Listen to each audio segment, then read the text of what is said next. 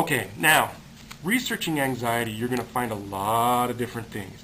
You know, in the medical world, we love to give labels. We love to give names to things. We love to classify things. And so when you look up anxiety, there's going to be a whole lot of different types of anxiety. And on top of that, we have to realize that anxiety is actually a symptom of a lot of other problems.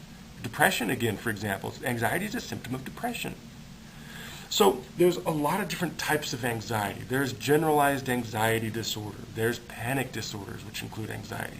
Social anxiety disorders. There are specific phobias that lead to anxieties. There are obsessive compulsive disorders. Post-traumatic stress disorder. Boy, if anxiety is not a part of that, boy, I don't know. You know, it's definitely a big component to PTSD.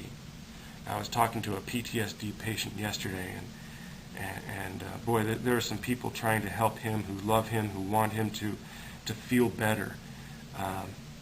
He's a loved person. But again, even though we love him, we don't know what's going on. We really don't understand it.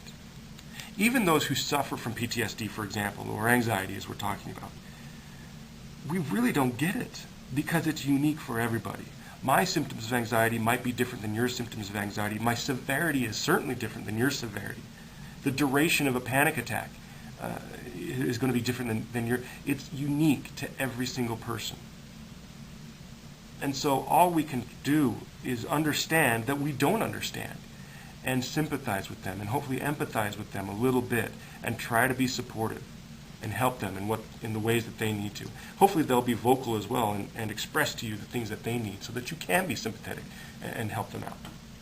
More, major depressive disorder, persistent depressive disorders, and then again, there's other related disorders, bipolar, eating disorders, headaches, irritable bowel disorder, sleep disorders, substance abuse, ADHD, body dysmorphic disorder, chronic pain, fibromyalgia, stress. All of those have components of anxiety in them.